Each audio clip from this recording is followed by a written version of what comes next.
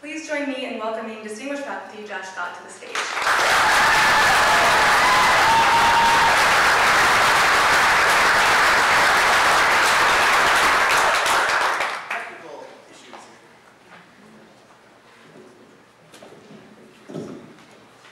Hello, we're getting the PowerPoint set up. I love Solano College. I've been here for 12, 13 years, hired in 07. The relationships I've had on this campus have transformed me, I think, with my colleagues, with students, and just the environment is a very rich, welcoming space. Listen. Coming up. But we have a laptop. Is it frozen? We're also pretty scrappy, and you're going to see us pull this off in about like 1 minute. Is that because of the... maybe we should do our break a little early. Right, we're going to do a break after I talk. Should we do it now? I don't know. Just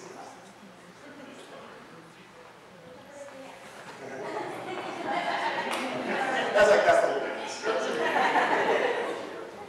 Okay, so it sounds like maybe we should take a break early. There was going to be a break right after my talk, but it's a shame. Oh, never mind. Also, I do not take a break. But this is still not a break.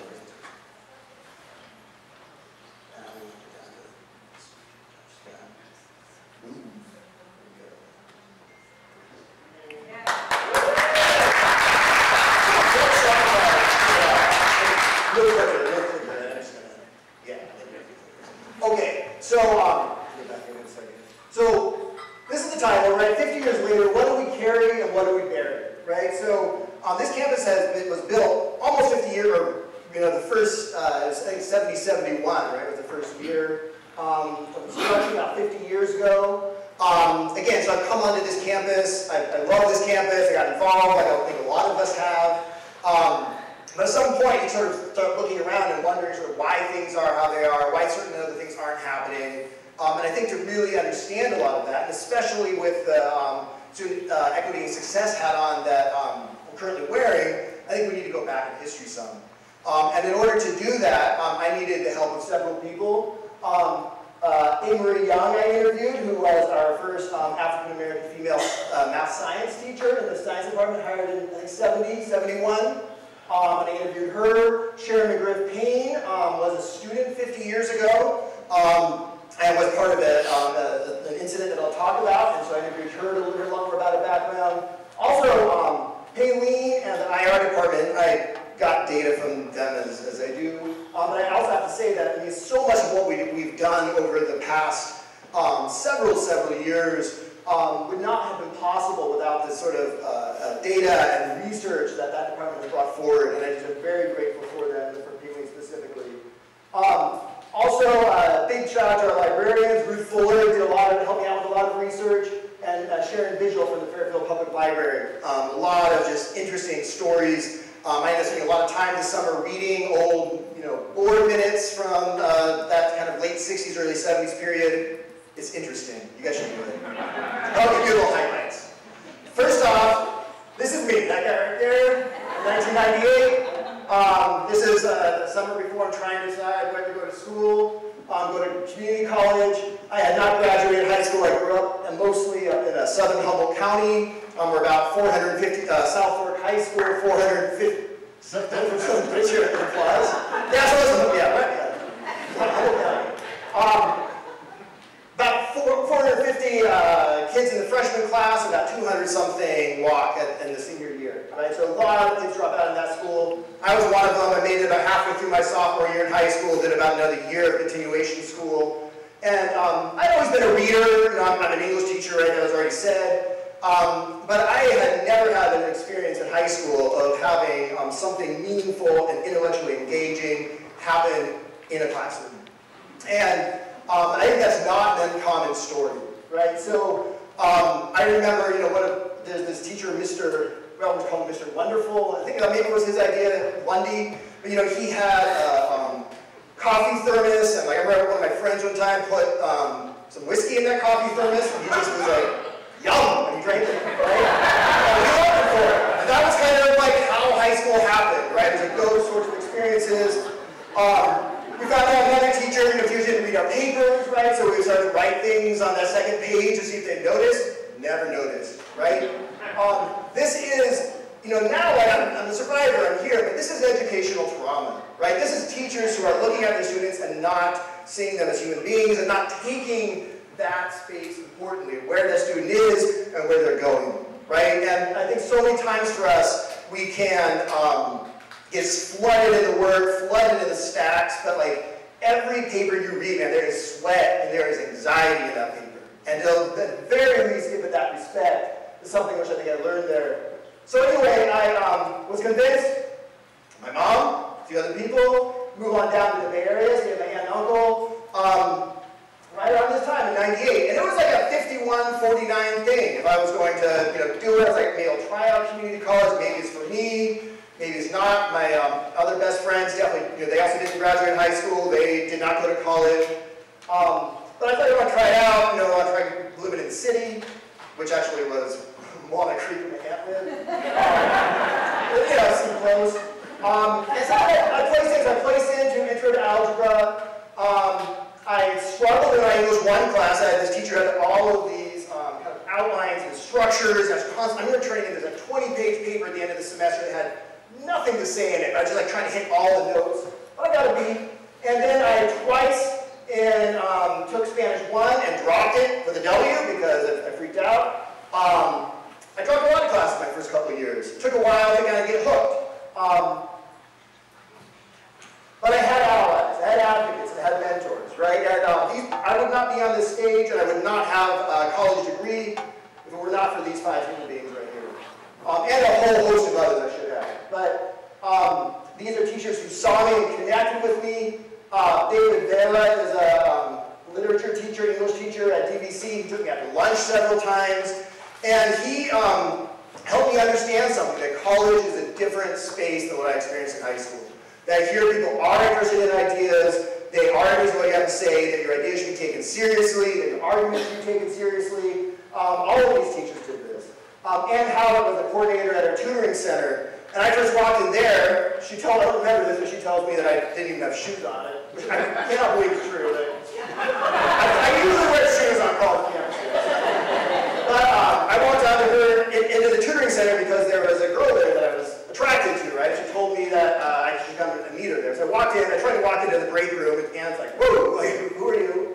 But she didn't just like send me out of the way. We started talking, and she sold me on the tutoring thing. And I became a tutor, and I was a tutor for years, and I ended up working behind the desk at the tutoring center for a long time, and I learned about teaching from her. And then you had Heidi Goen-Salter, a woman at DVC who still is a phenomenal teacher. I TA'd in her classes. I learned so much. Shuggy, her wife is a teacher at SF State in my grad program, and she really introduced this idea, which I think is so important, that it's our jobs to hook the students, right? That sometimes we get these conversations about what motivates someone to come in on day 1. Like, is it financial aid? Is it this or that? And I think we've all been motivated. I've been motivated by many things to get into a classroom. Like, I walked into that tutoring center because I was attracted to somebody and I wanted to go talk to them, right? But I left that tutoring center ready to be a tutor, right? Like, she's the one who put the hook in me, right? I've gone to taking classes because the schedule fit well, or because I needed a 4th class to meet financial aid, but then the teachers hooked me, right? And so that's the piece, that I've had people invest in me and hook me and look me in the eye and see me as a human being, but still it took me over 4 years to get out of community college. I took a lot of classes I didn't need, and I got a certain number of W's on my transcripts. So all of this, I think, really brings me to kind of the question of what do we do? What are we going to focus on here, right? So one piece that really ties into this is a quote from the California Master Plan, the 2002 revised. The fundamental principle is that an effective and accountable educational system must focus first and foremost on the learner. Policies, practices, structures, and financing must all be reevaluated and modified as needed to ensure they are supportive of of learners and their acquisition of the knowledge and skills that will enable them to be successful learners and earners throughout their lifetimes.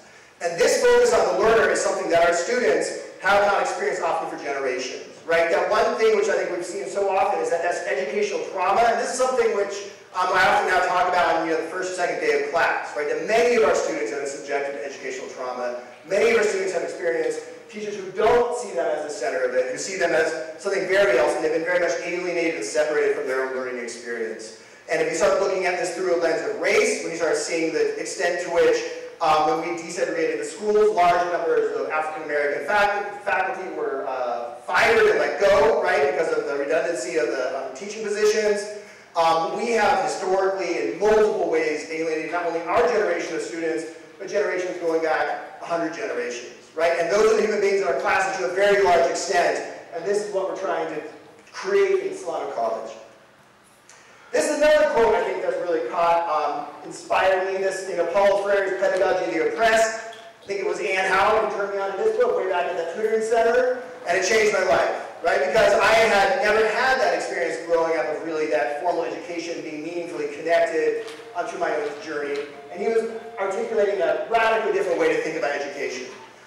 He argues that from the outset, the educator's efforts must coincide with those of the students to engage in critical thinking and the quest for mutual humanization. Their efforts must be imbued with a profound trust in people and their creative power. To achieve this, they must be partners of the students in their relations with them. And this piece of the quest for mutual humanization cannot be overstated, right? We're not just fighting for our students' humanity and souls, we're fighting for our own, right? When you are connected to your student, when we are engaging in this relationship, we get so much, right? We grow, we're alive, we're thriving. If we're part of an oppressive system, if we're alienating our students, and if we're functioning in that role, then we also are dehumanized.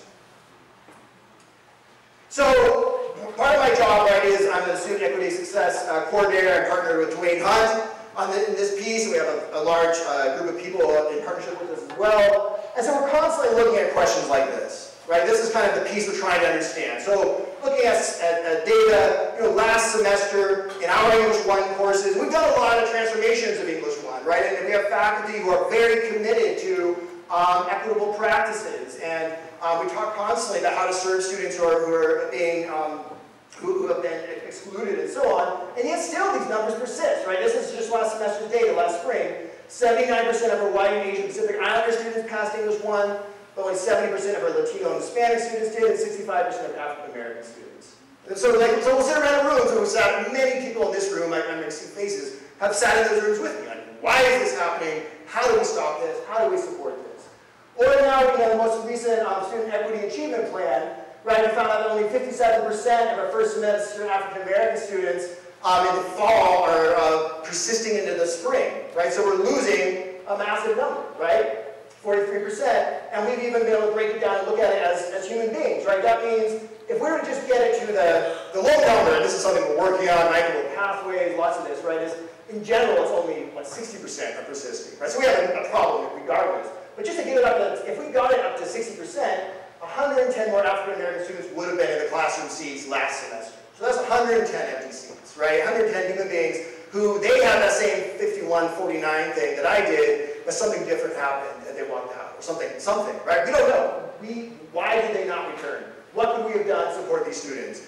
Where were the hooks not engaged, right? These are hard, difficult questions, and I think that we still, and this is the argument I really want to be making, we're still suffering from the dehumanization of being disconnected with our students. Because I think that the clearest perspective, this is something Freire argues too, is the one that's at ground zero, right? That people who have been alienated, pushed off to the sides, people who have been excluded, are the very same human beings who understand power structures and systems most clearly, right? So if we want to understand this stuff, then we need to be talking to someone other than ourselves, right? Like this is bad, right? Like we need to find a way to build relationships with human beings and systems that are going to help us understand why this is happening and how to fix it.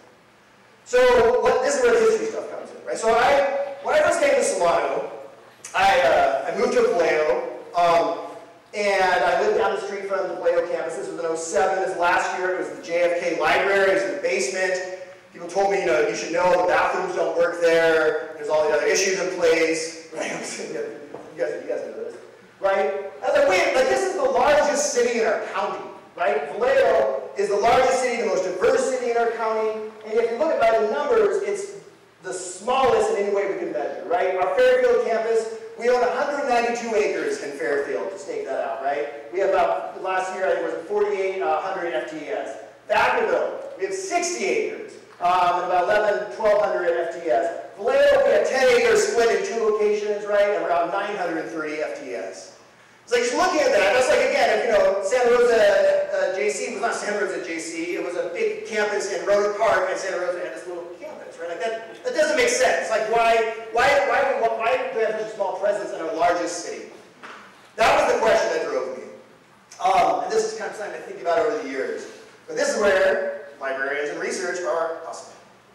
Right, so I did some research and looking through the minutes, there's some original trauma in our relationship with Vallejo from the very moment when we elected to build a location here in Fairfield as opposed to near Lake Herman, which is what many people in Vallejo were advocating for. Looking through the minutes, you'll see lots of evidence that people were coming forward to the board and saying there had been misinformation presented regarding the viability of that Lake Herman site. The Vallejo Small Business Bureau showed up and threatened to boycott future bond measures if we went forward with our current site. So there was something problematic to many people in the community about our decision to move here. And it's really interesting. You're reading through these minutes, and in some ways it's just like the same kind of thing we're constantly arguing about. Like, is that feasible? Is that possible? And is this going to work for this? And so it's architects and engineers debating these different spots on the, in our county. At one point in the minutes, there's somebody who says, like, maybe we should develop some kind of educational plan or something, right? Like, think about what, who we want to be serving and what kind of degrees they might want, and we're like, that's a good idea. And that never showed up in the minutes again. So it was like a lot of this kind of debating, different groups coming forward, wanting it near them, not wanting it near them, all that kind of stuff.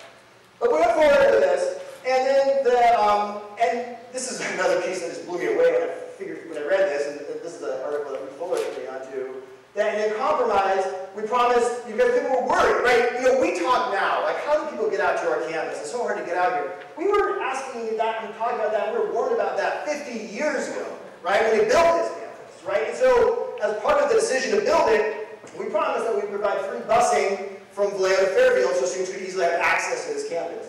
And yet, within less than a year, we canceled it. And the numbers plummeted, right? And this is our original core roots right here. This does not detract from all the beautiful things people are doing right now. This is in there. This is in the foundation. So one of the pieces also is like, okay, I want to understand this more. I want to understand kind of more of these roots. And so another incident shows up in the minutes that happened in November 1968. So the Black Student Union, which is just about exactly 50 years old right now, right? This is an important moment actually in our history. The Black Student Union wanted to use our mimeograph machines in order to publish their newsletters. The Black Student Union was very powerful on this campus. They actually they learned from Merit and SF State, and then they were encouraging Black Student Unions to form in Vallejo high schools. This all, by the way, at Vallejo Junior College. I should have said that. November 68 is still Vallejo Junior College. We had moved to Fairfield. It was about 2 years before. It was like all at the same time we're debating, where are we going to go? Where are we going to go? Right? This big incident happens. So the students want to use the mimeograph machines. They're not allowed to use them. They're told they have to leave. Dr. Evans, the president at the time, comes in, asks them to leave. Some do, and 21 refuse. And a police officer is called, and these 21 students are arrested. And 2 of them are minors and are sent to juvenile hall. The students, so that, and then, if anyone's interested, I have tons of newspaper articles now that kind of support a lot of this. So this is what happens. These 21 students are suspended, and they are, which means, this is November, they're suspended through finals, so that means they're going to fail all their classes. Over 300 members of the African American community in Vallejo show up at a board meeting on January 6th to protest this. The NAACP submits a letter to protest this. We, by the way, Vallejo have the 3rd largest NAACP chapter in the state, right? This is, Vallejo has a very robust and powerful social justice history. People are advocating for civil rights. This is all a piece of it, right? So, and again, just like the other moments, they're debating, wait, we don't have room for 300 people, so everyone's standing outside. We can't move because it hasn't been 48 hours and Brown Act type stuff, right? This is, the minutes go on for pages about this.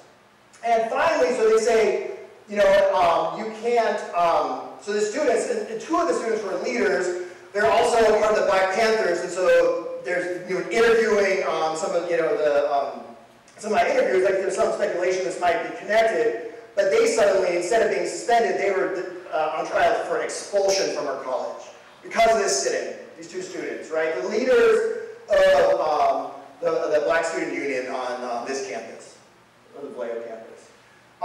So they ended up, the board ends up going into a private session, leaving all these people who wanted to talk and advocate for their kids, for their community, right? And they, there's this line, which when I saw it, it gave me chills, because I think it just reverberates, right? So if you look at this first, I kind of messy highlighting here. A member of the audience, identified as Mr. Lewis, told the board, "You are making the biggest mistake you ever made in your life by turning your backs," and instructed the students to call us frank. Right? So the board walks out. There's this kind of very visual moment of the board members' backs turned. And this was it. I think this was the moment. There are several reporters in the room. One of them transcribed the entire meeting. It's all again in our minutes right here in the library. And this isn't the whole story, right? Because these students, there were 300 people who showed up, and these students were advocates. So the ASSC drafted a resolution in support of the students and submitted it at that board meeting, right? And then in their resolution, they say the administration action against Mark Jefferson and Jimbo Sudan was purely punitive because they're leaders of the BSU, right? So the students stood up and said this, submitted it to the board. And then afterwards, the faculty stood up, right? 21 faculty members publicly supported the Black Student Union. The faculty senate ended up officially coming down in support of this. And this is a quote that also made it in the newspaper from the faculty, who said, "We believe that Solano College should be run for the students rather than for the convenience and pleasure of the faculty, administration, and other classified personnel. We also believe Solano College should operate as a free, open, and democratic campus. It's the hope of this group that each member of the Solano College staff examines his or her attitudes and actions towards each and every student." Right? So this, I mean, you know, this is 1969 now we're talking, right? That we've been talking about this, we've been having these conversations for a long time. Right? We're talking about bias here. We're talking about ways that we're not paying attention to all of the factors that influence us. So this, with the exception of the two who were expelled, the other student suspensions were lifted. I think the campus went to the DA and said, hey, like, we don't want to press these charges anymore. But the DA refused, right? Once you press charges, you can't just unpress them, right? So the campus asked to have the charges dropped. They weren't. The police officer, the trial went on for months and months and months. And it was finally thrown out because the police officer accused the Black Student Union students. He said he found in the trash marijuana and alcohol, like beer cans or whatever. And he was busted, not only for this, but for planting evidence and lots of other crimes as well. Right? And so when that happened, they had to throw out the whole case. This isn't our bones, right? This isn't our history. This isn't our community. These are the people I think whose shoulders we're standing on right here. Right? So after this happened, there was a hire of African American faculty, counselors, right? These are some pictures of some of the people and some of the faculty and staff who were hired. A Black Studies program was set up, and I think it's very important as I've been kind of conducting interviews and looking at this, that the Black Student Union really in partnership, right, and the faculty kind of rallying around them, that's where the power was. That's where the humanization was, right? It's in this relationship between faculty and students, between staff and students working together. And always, I think, you know, when I talked to Sharon, you know, one of the 21 who was arrested, right? And so I'm hoping there's several of these 21 who are still alive, who are still in Vallejo, and they're interested in talking to us. They're interested in panels. They're interested in coming back to some of this history and understanding it, right? Engaging in both celebrating what the Black Student Union has done in the past, and also in talking about, like, how can we continue on this journey that we're all on. We put so much of our lives into.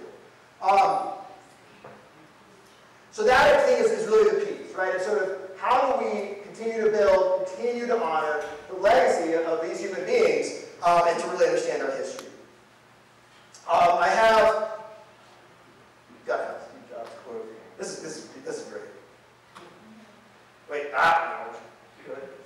Let's do that today. If I can, we'll do it. But you know what? Like every time I've ever seen a faculty presentation, their videos have not worked. I don't know what that is exactly, but I think it's suspicious. It's like that.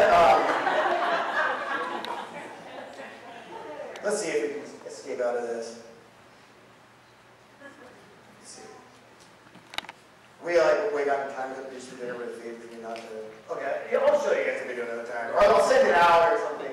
It's great. Steve Jobs, basically he's saying, you know, like we wake up in this world, we start moving around, and we try to respect the buildings and structures that, you know, have been designed for us, and we try to fake until we make it, right? I think a lot of us as faculty, I definitely was in that capacity, right? As students, right? You try to fake until you make it. You don't want to make a fool out of yourself. You're a new senator, you don't want to be the dumb senator who doesn't know everything all the other senators do, right? So you just kind of like to try to figure it out. But then at some point in your life, you figure out that the structures that were built, the systems that are in place, were put forward by other human beings, no more intelligent than us, who have their own agendas, their own drives, and that some of those moves are honorable and worthy and need to be carried forward, and some of that is done and needs to be buried, right? And I think we as an institution need to make that same sort of a consideration, right? We are doing awesome, beautiful things. We just saw a whole list of those earlier today, but we also have some history, right? And we notice alienation with certain populations of students. We notice an alienation with maybe certain geographic regions, and it didn't come out of nothing. Right? It came out of something. And we need to understand the history, and we need to build relationships to honor it. This, Toni Morrison, right? The Queen. When you get these jobs that you've been so brilliantly trained for, just remember that your real job is that if you are free, you can free somebody else. You get some power, then your job is to empower somebody else. That's it. Thank you very much.